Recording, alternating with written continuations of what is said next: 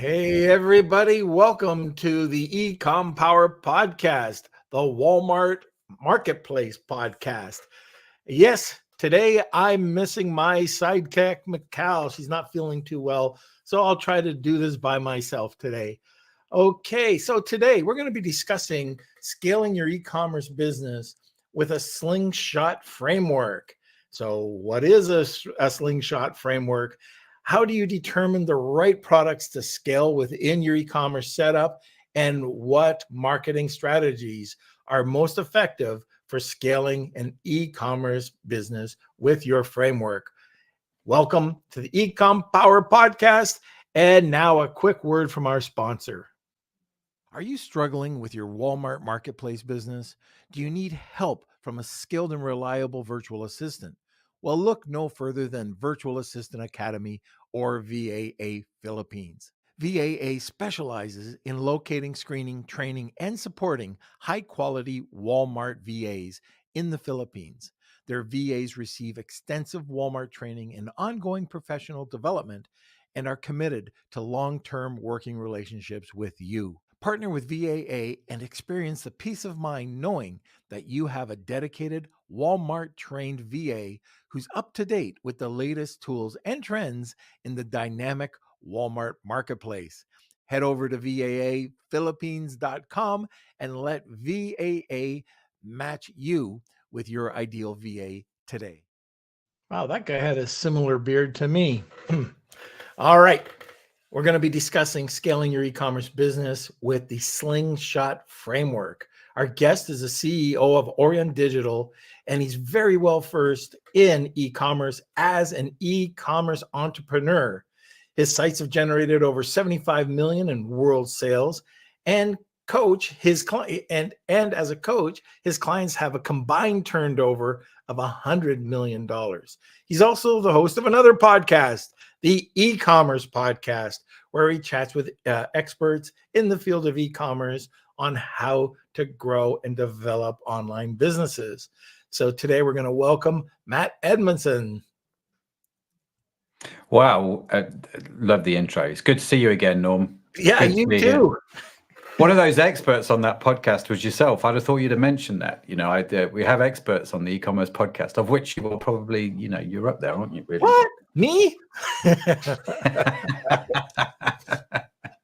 It was either you or the guy doing that commercial with the similar beard to you, for the VAs in Philippines. Oh yeah. Okay. Probably him then.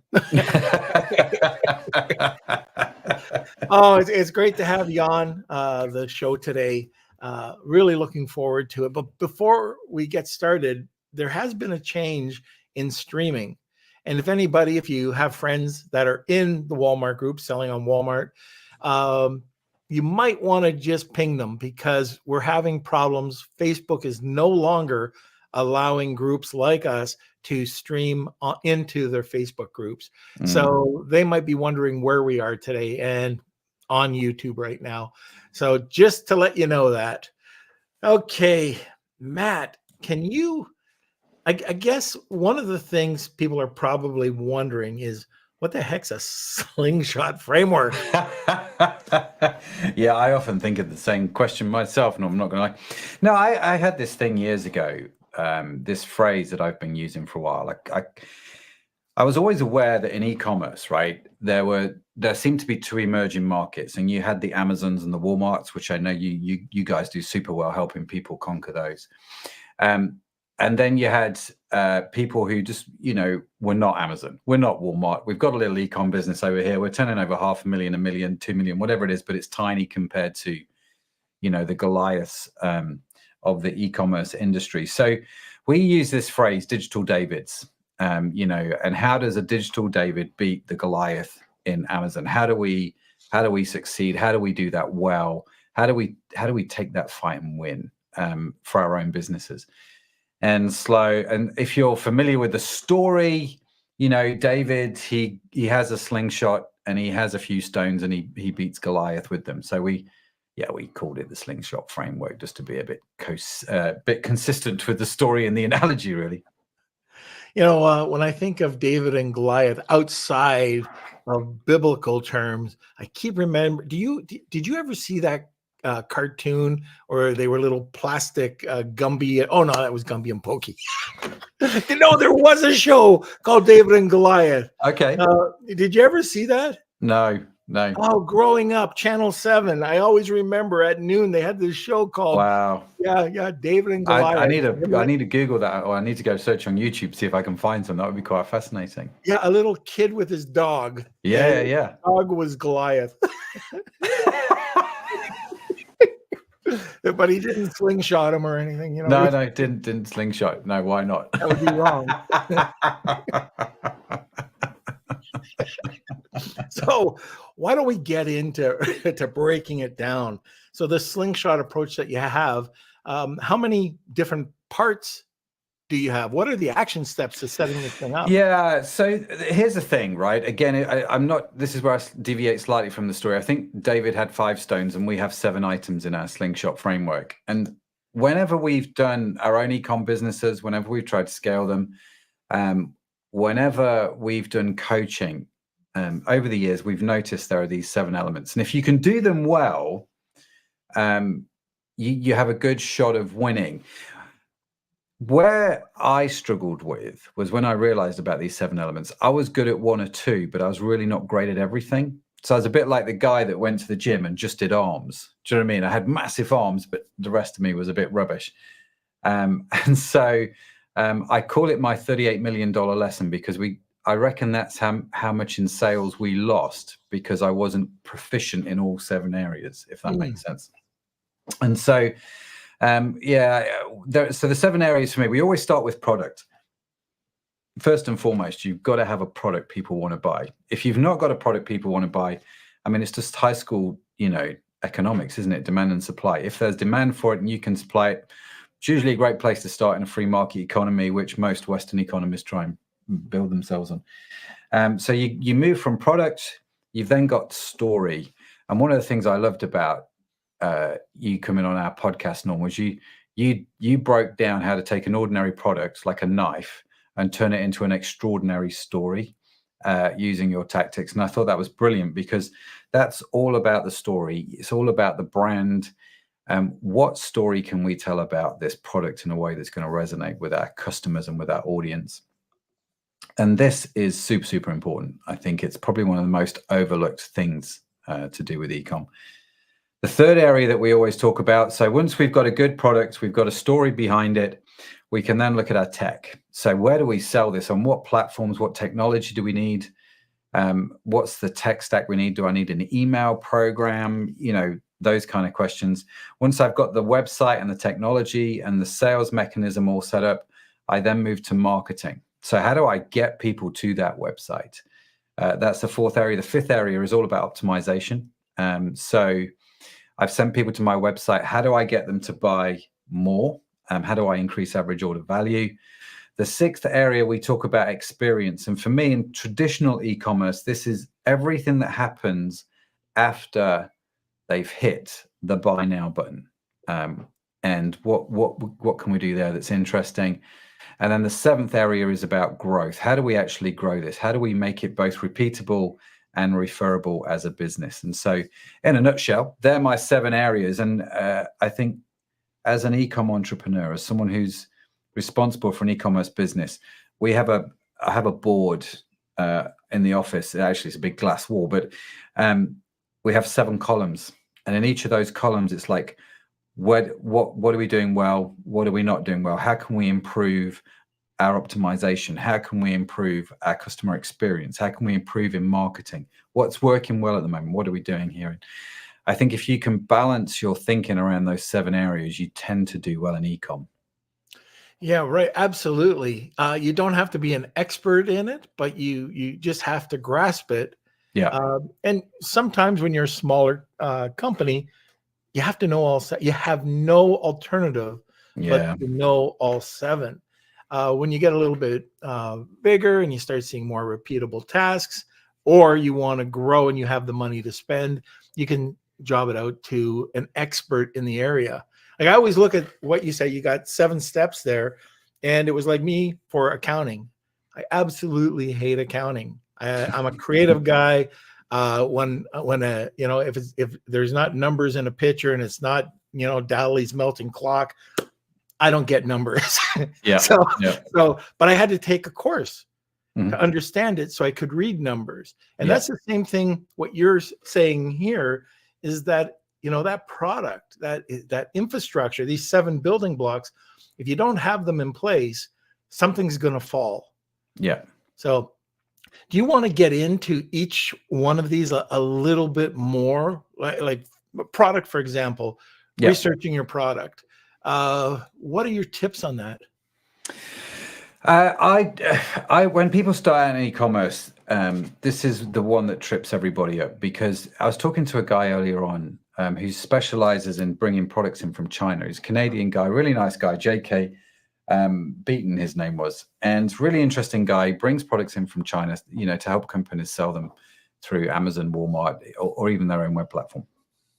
And we were talking about how there was a trend. I don't know if you ever saw this a few years ago, where people would go to Shopify, they would set up a cheap and cheerful website, and then they would go to AliExpress and find some kind of random cheap product like sunglasses for $2. Yep. And put them on their website for 20 and think, wow, I'll just drop ship those. And every time I sell them, I make $18. Man, that's awesome. The only trouble was there were, millions of people doing this. All the websites were very beige and very vanilla, and nobody sold anything. And everybody lost a lot of money with Facebook ads. It was the biggest complaint I heard for a little while, which was, I've got traffic to my website, but I don't have any sales. And when that was the issue, we were looking at that going, why is that? And it came back to this very first point. They had a product, cheap sunglasses, that nobody wanted to buy for $20. There was no demand for that product. And so when we coach people, whether you're just starting out or whether you are really established in a business, it's good to look at your products on what I call the product matrix. And this is, if you just draw 2 lines, the vertical line is knowledge, and the horizontal line, which intersects halfway, is demand. And then that gives you 4 quadrants, okay? And so is the product in demand, yes or no? So if I'm thinking of selling record players, for example, is that a high demand product? Well, actually now it is, yes. 20 years ago, no one cared, right? So it was very low demand. So we've got a product that actually people want to buy. But I think the question, for me, there needs to be this vertical axis. There needs to be some more thinking around this, not just about the demand, especially if you want to do well in e-commerce, I think. And that is knowledge. How much do I know and understand about this product? And if it is very little, can I learn about it? So to give you an example, when we did our beauty business, which we sold 2 years ago, actually, so we exited that business 2 years ago. We had this beauty business, and I remember thinking, well, a lot of these products are in-demand products. A lot of people want to buy them. But how much knowledge do we have as a company about these products? Very little. But it was beauty, right? And no disrespect to the beauty industry, it's not rocket science to learn. So we went through this whole training program to get our knowledge up. And the reason we did this, 2 things: high demand products, which we knew a lot about. That's the top right quadrant in my matrix. That is the best place to be, because you might have low demand products that I know a lot about. Well, I might shelve those for a little bit, like record players 20 years ago. I might come back to those. Or I might have low demand products that I know nothing about. I should probably avoid those, really. And then there's high demand products which I don't know about.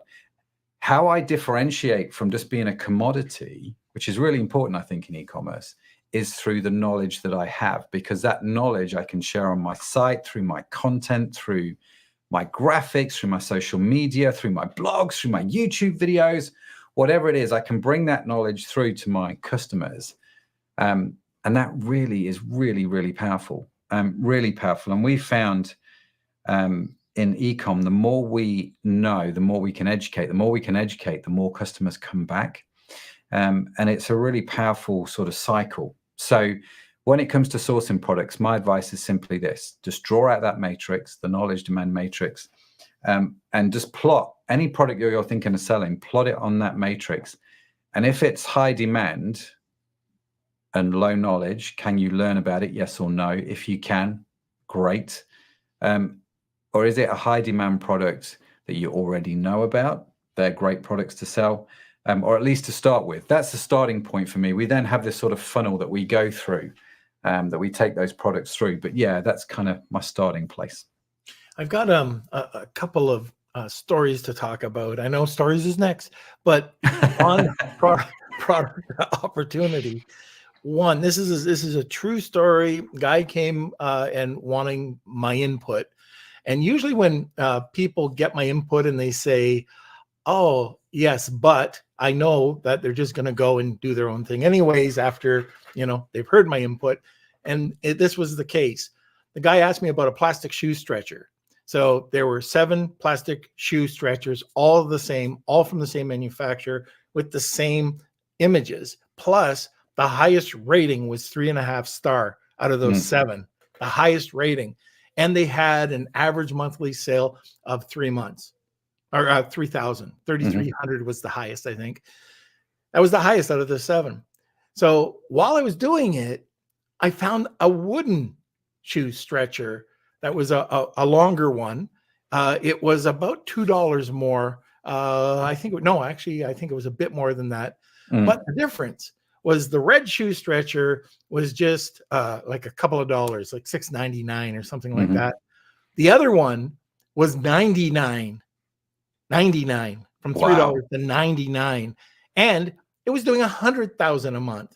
So I went back and I said, "Look, I got you a really great report. Oh, I like this, but I'm going to stick with my plastic shoes."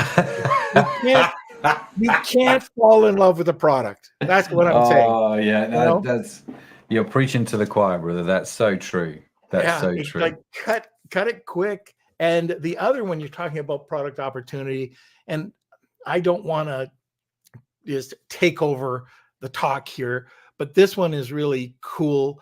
I was working with Private Label Legion with Tim Jordan and myself. Yeah, great guy. We were doing a little spiel on finding product opportunity.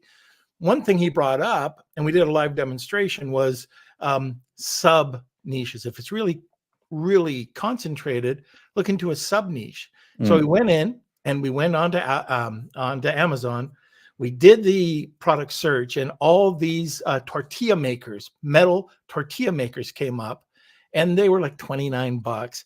And we wanted to see if there was anything different. So we went to Pinterest. Boom, there was a wooden one. Let's go to Alibaba. Boom. Oh man, these were actually cheaper than the metal ones, and they were selling for 3 times more. So Tim had the brilliant idea of going, why are we going to China for this? Could we not go to Mexico or Guatemala? Took a look. Guess what? They're there. Now they're authentic. And that changed everything on Amazon because everybody else was made in China. These are the little things that you can do to research. And getting into your next, a little segue here, but that's your story. You can talk about this is a true authentic. It's not made in China, so. Yeah, no, it's exactly right. I love those stories. It's exactly right, isn't it? I think this is about finding a product which may be in high demand, but is there a tweak? Is there something that I can do? Is there something better that I can create in this product which will make me stand out? And that's where the creativity lies. That's where the entrepreneurial spirit, I think, comes in. It's just, I think sometimes if you just sell it because everybody else, like a guy came to me and he said, "Matt, I need your help." I said, "With what?" He says, "I've got a product I want to sell online." I said, "What is it?" He said, "I've got a container load of fidget spinners." I'm like, "Dude, that trend was like 18 months after it had died out." I'm but like, it's different. It's like, please, come on. And it's easy to get sucked into things like that, where you just become a commodity trader. And you sell it because somebody else is selling a lot of it, and you jump on the bandwagon. A lot of people do it. It's very short-termism, and you can make money in the short term, and I get it. But I think if you're doing e-commerce and it's your website, you've got to think much more long-term, especially if you want to exit. There has to be something about that business that somebody's going to want to buy or invest in, and they're not going to want to buy or invest in fidget spinners because it's just not going to happen. So yeah, I love those stories. Love them. Yeah, I think fidget spinners, you call it a bell curve, where it's popular, plateaus, and then dumps. Yeah. Like really most stocks that I buy, I buy at the top and then it just dumps. No, always. Bought Bitcoin at $70,000. Oh wait, no, that was a stupid thing to do.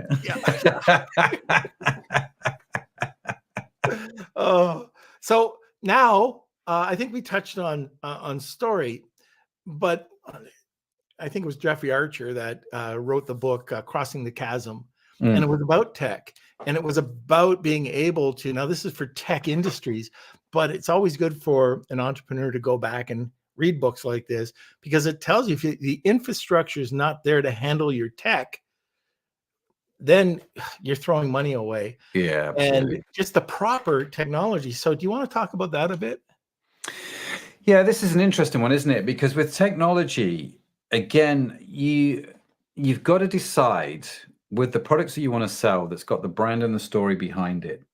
So you take your your shoe inserts with the the wooden shoe insert thing. Where is the best place to sell that? Now you're going to look at stores like Amazon and Walmart, because that's where people are looking for that kind of product, right? That's where the customers are. And so I think when it comes to tech, first and foremost, people always ask me, if I get asked one question more than most, it's like, what's the best ecom platform to use? What should I use? And I'm going to say, well, that depends. What's going to make the most sense for your customer? And I think if you approach it from that point of view, you usually choose the best tech. If you do it from I just like that template on Shopify, therefore I'm going to use that, or I've always used WordPress, I've been blogging on WordPress, so I'm just going to use WooCommerce, or my nephew is 14 years old, he might still have acne, but he can write a bit of computer code and he's put together this ecom site for me. It's the wrong approach, I think. And so you've got to figure out what is going to resonate most with my customers, what's going to help me tell the story and sell the product the best way. And that is a big question around tech. Now, you could say, well, I'm going to sell on Amazon, I'm going to sell on Walmart, and I'm going to put up a Shopify site because that's what 98% of people do. And you go, well, that could actually work for you. That's quite good. I guess what I would say is just take a breath before you do that and just ask the question, does it make sense to do that? Because I have seen, I could tell you horror stories. I'm sure you've got plenty, Norm. I could tell you lots of horror stories where companies have called me up. I remember there was 2 companies within 2 weeks of each other called me up and said, listen, we need your help. We've just moved our website from this platform to this one. And they both moved to the same platform. 2 different companies, both spent £120,000 on re-platforming their businesses, which is like $150,000 US dollars. And they're like, it's just not working. And they'd fall into this trap, which says we were getting bigger, therefore we needed a bigger, more expensive platform, where actually their original platforms were totally fine and they could have saved 150 grand. And there's just plenty of those stories around. So what makes sense for your customer? Now, there are certain things you're going to have to put in, right? If you could do an e-commerce, you're going to need some mechanism to sell, obviously. You're going to want to have something to collect email addresses and do email marketing really, really well. They're the basics. You can then move on to things like what you do. And, you do podcasting, Norm. I do podcasting. Podcasting is great for e-commerce businesses, usually. Not all of them. Again, what makes sense for your customer. So do you need the technology to do podcasting? I don't know. Possibly. You've got to look at that, but you've got to get the foundations in first, before we start doing live selling on, whatever platform we're trying to do live selling on. Again, what makes the most sense for your customer, and what you're going to continually use. Because again, every business I've gone into, whenever you've done like a tech audit, and I'm including my own businesses here, Norm, if I'm being totally transparent and honest. Whenever you do a tech audit, you go, well, you've not used that for 6 months. You're paying this subscription over here, but you're not really using it to its full potential. You could downgrade that. And in fact, if you got rid of that over here, this would work an awful lot better over there. And I think in a world that is so plug and play, so subscription based, and everything's got its, you've got ChatGPT, you've got Claude, we're talking about AI earlier. There's Deal.ai. There's AI coming out my ears, and everyone's subscribing to everything. And I think it gives us a bit of overwhelm, and it causes us to actually not focus on what's important, which is selling stuff to the customer, really. I saw a receipt that came through that I just paid for this $1,000 subscription, and it caught my eye. That would do, yeah. What is this? And for 4 years, I had been paying $1,000 a year for this service that I didn't even use. And I didn't catch it. It was my fault. So I tried to get it refunded. No way. So it was AppSumo who had this product called Track My Subscriptions. So I spent a weekend. I was putting everything in. Monthly, I had over $12,000 a month in recurring subscriptions. $12,000. And I went back and I just, I subscribed to everything. And you're thinking, oh, I'm going to keep on top of it. Oh, my team's going to need this. Oh, my team's going to need that. Well, we got it down to about $3,400. Now, every time I get a subscription or a trial or a lifetime membership, I go to track my subscriptions. I add it. I show the card. If it's and this saves me so much money. The trials, they catch me all the time because I'm busy. Oh yeah, it was 30 days free. Oh, there goes my, there's $200. There's $400. Well, now a week before, I get a pop-up notification that says, hey, this is coming due. Do you want to cancel it? But things like that, and we didn't talk about it, but these are things that just add to your bottom line. Like $12,000. Massive. Yeah. 12,000. Yeah. Well, you save $9,000 a month. That's $100,000 a year. If you think about the amount of products you've got to sell to make $100,000 a year in profit. Yeah. That's a big old saving right there. And yeah. Track My Subscription sounds like a genius idea. What I do is I just cancel the credit card once a year. And so it's a cheats way of doing it.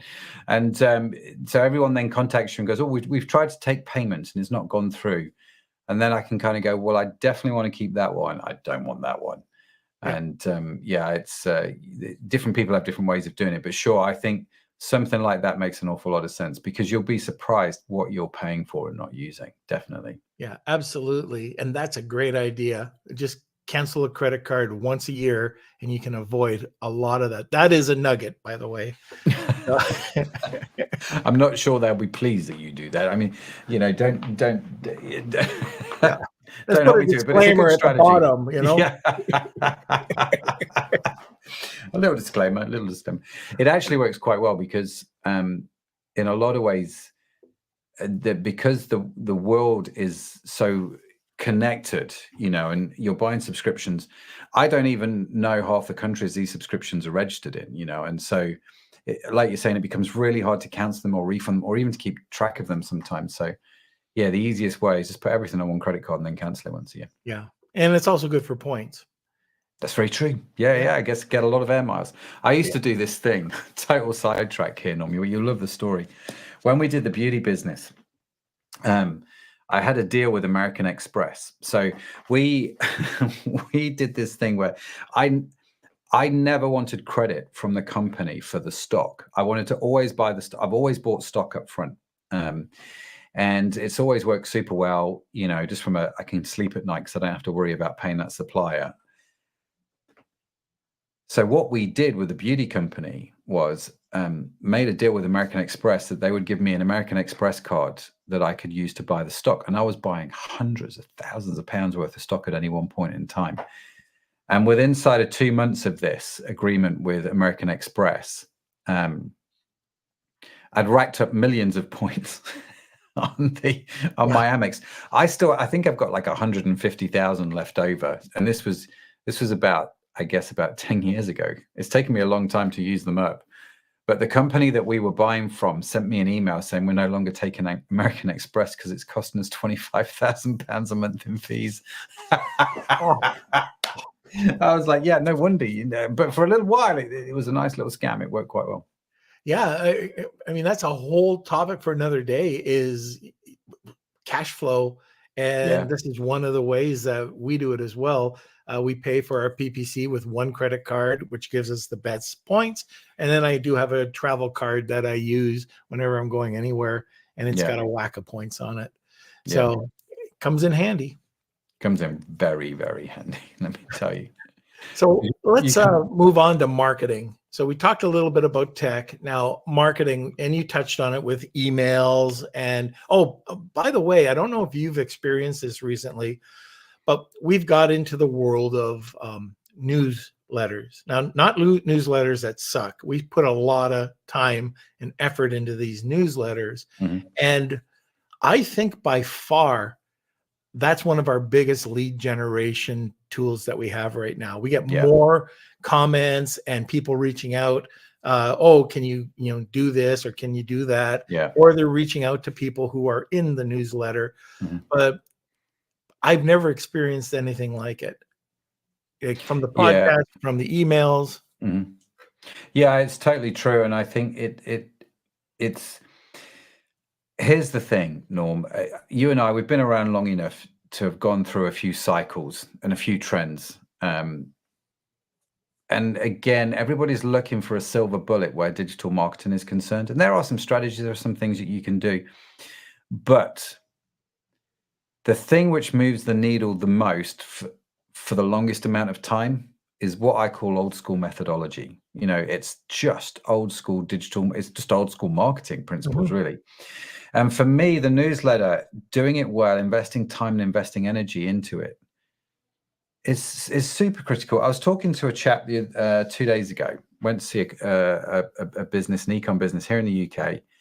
We're looking at getting involved with them from a sort of like a JV, a joint venture point of view. Do I bring them into my ecom group? We're having these kind of conversations. One of the interesting things, I said to her, how did you hear about me? Thinking, oh, it would have been on the podcast, because I'm famous on the podcast. No, that was not it. It was one of the guests who came onto the podcast wrote something in his newsletter. And they said every Sunday that newsletter comes in, and it's the only thing that we deliberately and intentionally read. Because the guy that writes it, a guy called Oliver Spark, who's Sweet Analytics, they put time and energy into creating something of value, and people read it, and they've started to read it, and they get a lot of value out from it. So they keep reading it. And that's how, and that's just so important. It's such a fundamental, it's such a basic, I went into a large company on a job. When I say a large company, turning over 50 million a year, right? So it's a significant business. Didn't have any email marketing, not a single thing. And I'm like, you're losing 30-40% straight off the bat. And email marketing should be bringing in 30-40% of your revenue on an ecom business. It just should, right? And so, yeah, I think I'm not surprised when you say that about your newsletter. The problem is, and this is, it comes back to this one thing, doesn't it? It's time. It's the commitment to do that and do that well. Because when you're busy, other things can easily take precedence over spending the time needed to craft a well-written newsletter. It's just like, well, I'll just go to ChatGPT and get ChatGPT to write it this week. And as soon as that starts to creep in, you've got a fundamental problem, I think. Yeah. And As soon so, as it sucks. yeah. And if you look at the news, like I read a lot of newsletters, but just to get on the list, you've got to be good. Mm-hmm. You've got to have good, solid content. There's a million AI newsletters out there, and they're all AI generated newsletters, except for a few that are awesome.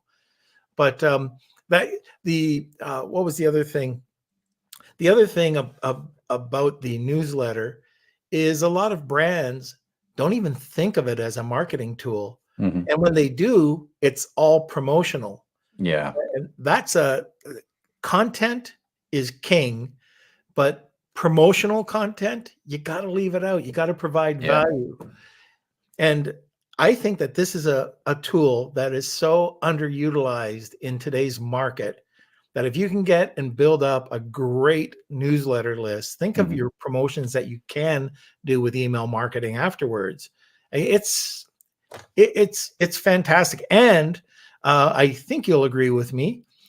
Authority equals trust equals sales. And if you have that authority, and what better way than either doing a newsletter, press release, writing a good quality, a book about your niche. These are all things that, that help promote the business. And do you know Mark DeGrasse? No. He used to be the president over at Digital Marketer. He's left and he's doing Magazine Mark.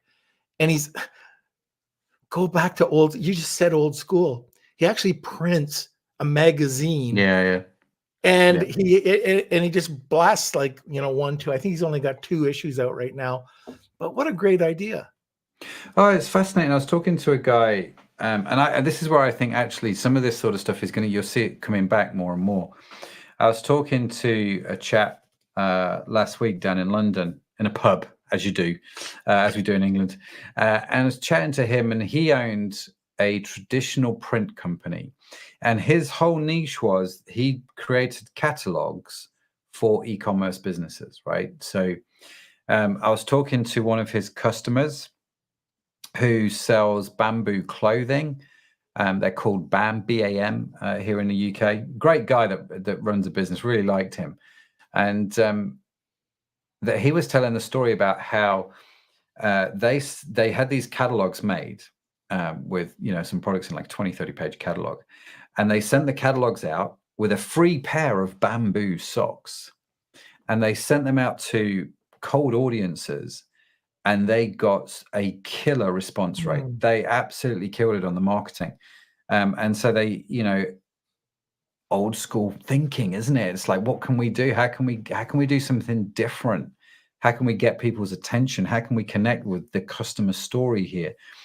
And it worked super, super well. And he was just telling me the story, and I thought, isn't that interesting? Everybody's looking for the latest, we're losing Facebook pixels and cookies are disappearing, and it's, what are we going to do? And then there's a fella over here in Cornwall sending out socks as a free gift with a catalog. It seems to be working quite well for him. And I think it's really fascinating to me. And just keeping on that marketing side, marketing and sales. But I remember it was raining, sitting in a parking lot outside of BASF, chemical company, and it was pouring around. So I just called in and I said, hey, can I talk to the director of marketing? And I actually got through to him. And I said, I'm sitting out here in your parking lot. I was supposed to meet with somebody. He canceled. Can I come in and see you? He allowed me to come in. And over the next few years, that was $1 million call. Yeah. Just old school marketing, sales and marketing. But now it's the old school principles, I think. It's the old school principles. And if you can execute them well, like I would say for me, and I don't know about you, Norm, but I would say for me, probably podcasting is one of the most profitable forms of marketing I do. Not just in terms of audience reach, as in I reach people who are my audience. So we had a beauty podcast, for example. People who were interested in beauty products would listen to that podcast, and obviously I'm building trust, credibility, et cetera, et cetera. Yeah. But more importantly than that, I realized as a way to connect with people, it was unbelievable. So we were trying to get this one contract to sell a beauty product on our website. Wasn't going anywhere. We couldn't get through. The lady on the phone, whoever answered that phone was brilliant, because she would sniff you out. We're not interested. We don't want another internet company selling our products. And I was like, yeah, but we're a really big company. We've got this and this. And it's like, we just don't care. Please leave it alone. And so we just had this. This was back in 2012 when podcasting wasn't really a thing. And we launched this podcast. And I had this little brainwave of an idea. I thought, you know what? I called the company and said, listen, we host this podcast, right? Which is, it's like an online radio show, if you don't know what a podcast is, because this lady you're speaking to didn't have a clue. And we do this podcast in the beauty industry. We would love it if the CEO of this company came on and would just talk about their experience in the beauty industry and just share some stories. Would they be up for that? Instantly, I'm put through to the CEO, right? Straight through to, hi, this is Matt. We run this podcast. We'd love you to come on and just tell your stories. Like, let's just fix a time. So we fix a time. comes onto the show. This was back in my very early podcasting career. So the interview was an hour and a half. They're not that long now, but we did an hour and a half podcast. We had the best chat, best conversation. Didn't mention anything to him about the contract, but we ended the podcast. We carried on talking. By the end of that conversation, I had a contract to sell his products on our website. We made over £100,000 that year from that one podcast episode. Yeah. Podcasts, guys, if you're not doing a podcast, it's another thing to really think about. You become an authority in your field, in your niche. There's so many ways to build up that brand to make more money, which is leading into monetization. Those are a couple of ways to do it. Any other monetization tips that you have? Yeah, I think for me, when it comes to marketing, like I say, get the fundamentals right. Understand who your audience is. Do not underplay the importance of good educational content marketing, like your newsletter, like doing it on social media, like with the podcasts. You could do live shopping, stream out to Facebook or YouTube, embed that video onto your website. What works for your customers? I keep coming back to this point. What is it that's going to resonate with your customers the most? Where are they and how are they working? And if you can do that and do that well, and you can operate in that space where they are, you'll clean up every time. All right. Words of wisdom. Wow. Yeah. Now here's one. Like, people sometimes think I'm a fossil. I hide my own Easter eggs, but experience. It's all about experience. Yeah. And I didn't, when I was young, I'd look at guys even younger than me and just, I don't have to listen. I've got my own way. And stupid, because I did, by the way. I actually listened to people that had experience. Mm-hmm. And that's one of the reasons why I was able to become successful. So I'm just joking about the first part. But I learned this. I think it was I forget who said this, but just reach out and ask if you can grab a cup of coffee. And I started doing that with a bunch of people. And surprisingly enough, I got to network and meet tons of interesting people that helped my career back in the day. Now, I still think it's available. I get emails still just saying, hey, would you either mentor or would you take, a few minutes and talk to me? Absolutely. Mm-hmm. I'll do that. I'm just paying it forward. But experience, you chalk things up to experience. And unless you've got your 2 feet in, I don't think it's very hard to get that experience, and continually learn to be better. So one of the things I do with Kelsey is everybody on our team, actually, it's 1 hour a day of training. Mm-hmm. Whatever you want, we're paying for it. So experience is everything. Yeah. It's such a powerful thing. We do a similar thing in our ecom businesses every week. We get around the whiteboard and we're planning and we're thinking and we're learning and we have, I guess I'm slightly privileged with the podcast and who that's connected us to. So we get experts to do workshops, like an hour-long workshop on a topic that they know about. And we'll sit as a company, we'll watch that workshop and we'll talk about it and we'll go, well, how's this going to help us? What can we learn from this? The 2 key questions I always like to ask, how much is this going to help us move the needle between where I am and where I want to be? Which I think is always an interesting question. Is it going to help move the needle, yes or no? And 2, if we do this, can I consistently do this? Can I consistently hit an 8 out of 10? So, for example, if we're talking about the newsletters and you're talking about how they've worked for you, or you hear me talking about podcasts, you go, I'm in. Let's do it. That sounds great.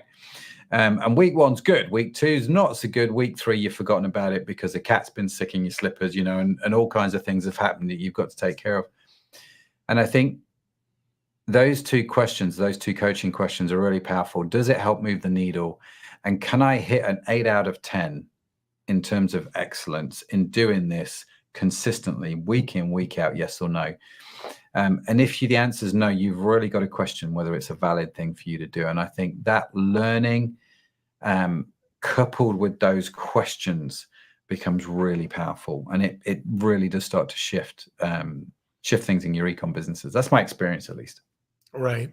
So when you get the experience, when you put these six things together, now you can scale, and you experience growth. And growth sometimes is not a good thing.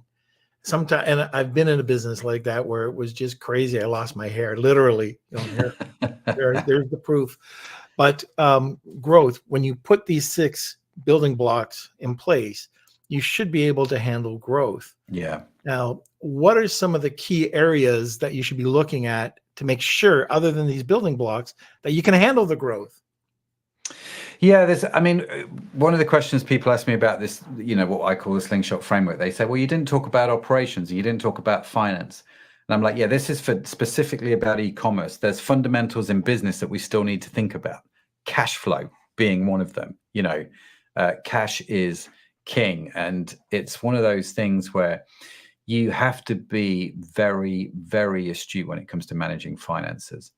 So I think, again, you've got to stop and ask the question, what is it? Where do I want this company to be in 2 to 3 years' time? Right now, I mentioned earlier we went to see a company to whether we acquire them, whether they become part of our group. That was one of the questions. So I go around businesses, I do coaching, but I'm in acquisition mode at the moment, Norm. I'm not going to lie. And it fascinates me. Everybody wants to sell their e-commerce business in about 3 to 5 years' time, and everyone wants to make $1 million. It's just rolls off the tongue, right? This is what people want. But I'm kind of like, if that's what you want, the trouble is I'm not seeing you prepare for that in any way. And so growth for me, a lot of it is around preparation. It's around understanding the finance. It's understanding how you're going to manage cash flow throughout that whole thing. And so we that beauty business I was telling you about, the beauty business.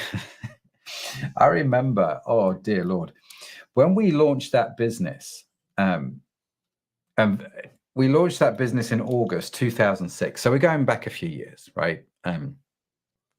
And at the time we did a bit of research. We were like, okay, we think we'll sell about 50 grand's worth of products a year. So we were aiming, sort of 4.5, 5 grand a month. We thought we'd do quite well in the first year, right?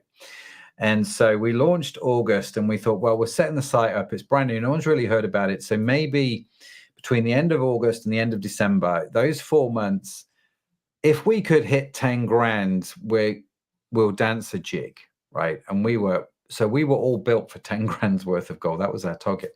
We didn't hit 10,000 pounds worth of sales. We hit 400,000 pounds in sales in the first 4 months. It went nuts quickly.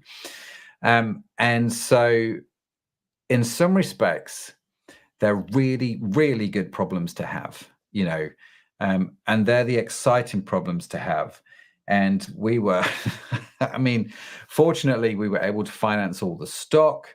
That would have been that's a big issue you've got to think about in that terms of rapid growth. I think one of the mistakes I see businesses make in periods of rapid growth is the assumption that rapid growth will continue. And I'm not always in a rush these days to assume that it will. And so don't be in a rush to spend your money when you do start growing. Keep the foundation solid, keep the foundation strong, keep reinvesting in the business. And for me, the 2 key things, that you've got to think about are referability and repeatability. So I know this is going to have legs if my customers are telling other customers about it. Where do I see that referability? Are they referring us? And repeatability, I think there are 3 metrics that as e-commerce entrepreneurs, we absolutely have to be obsessed with. How many customers we've got, including how many new customers. Sorry, whenever I do that, the thumbs up comes up. No idea. I have no control. Yeah, that's an Apple thing on my computer. I thought I'd turn that off. Sorry. So the first thing you've got to think about is how many customers I've got, including, new customer acquisition. It's one of the things that whenever we look at growth in a business, and a business says, I want to grow by 100 grand this year, for example, the question then becomes, well, if that's the case, how many sales do you need to actually, how many new customers do you need to reach that £100,000? So don't just have a turnover target or a sales target. Break that down into new customer acquisition. How many new customers do I need to achieve that target? So that's metric number one. Metric number two is average order value. And metric number three is average order count, in terms of what's the repeat purchase? What's the average order frequency, some people call it, but how many times a year does a customer buy from us? Is it just once? Is it 1.6 times? Is it 1.7? And if you become obsessed by those three metrics and you can grow each of them every single year, you're going to do really, really well. The companies that sort of come and go are the ones that do rapid new customer acquisition, but forget about average order value and average order count. So they're very short-term things. Email marketing really helps with average order count. It brings customers back. That's a massive deal. Cross-sells, upsells, promotions, those types of things help with average order value. So I think you have to think creatively across all three of those things. But yeah, I hope that answers your question, Norm. I feel like I maybe have gone off on one there. No. All of that is important. And one thing I'd like to add is, especially for solopreneurs, if you're new to Walmart or any of these e-com platforms, you got to make sure that you're not spending too much time in your business. It's great to be in there, but if you're doing everything and you're not paying yourself for that, then there's a problem. Yeah. So it's great that if you want to work 8 hours, 10 hours, whatever it is, although I don't recommend working around the clock. I am a bit of a workaholic. Yeah, me both. You've got to pay yourself, and it doesn't make any sense, especially when you go up, like when we're talking about growth, and there's a guy like Matt looking at your company. One of the things you're going to have to confess is, are you paying yourself? Yeah. And what I like to do is I like to find really good people, especially when there's any type of repetitive task or are better at things than I am. I hand it off to them. Yeah. And, that's where you can grow your business, pay yourself. But if you're not paying yourself, you're just blind to the business. Yeah, super important. Have you heard of Kiara Stockland? Who? Kiara Stockland. No, I haven't. She was on our show. She was on the e-commerce podcast a few weeks ago. It was a really interesting episode, very, very popular episode. And she was, in effect, e-commerce startups pay yourself from the start. And she explains why that's super important, because people don't. Just backing up what you said, really, really fascinating, really interesting idea in terms of you have got to figure out a way to pay yourself. Right. From day one, really, especially if you want to sell it, if you want to exit that business, you've got to prove to the person buying it that it makes profit. And one of the ways you do that is go, look, this is how much I've paid myself, Yeah. Pay yourself something. Yeah. So, I thought I had a bunch of questions to ask you. I did, but we only got through the first question. I feel your pain, brother, because I'm the same way. You're just like, oh. We just go off on one. We just have those conversations, and it just moves all over the place. But they're the best conversations, I think. They are, and it was super important. These 7 slingshot rules that you've broken down are so important to build your business. So I'm glad that we did it. Unfortunately, but fortunate, hopefully, for the audience and for me, you might come back on. Yeah, no, anytime. I was saying to Kelsey, anytime. I love what you guys are doing. I think you're an awesome dude, and so I just love to hang out and chat e-commerce with you guys. So yeah, anytime. All right, fantastic. Kelsey's going to remove you for a second. We're going to wind this down, and I'll just see you in the back room. Awesome. Thanks, Norm. All right, thanks again. So I hope everybody enjoyed today's Ecom Power podcast. Matt was awesome. I hope you learned something about that. Sometimes it's not about Walmart. It's about understanding and building your business, building your brand. And I think we achieved that today. So again, if you know of somebody who might be complaining, saying they couldn't get on today, just let them know that we have to stream through YouTube. And I think that's it for today's show. We'll see you later.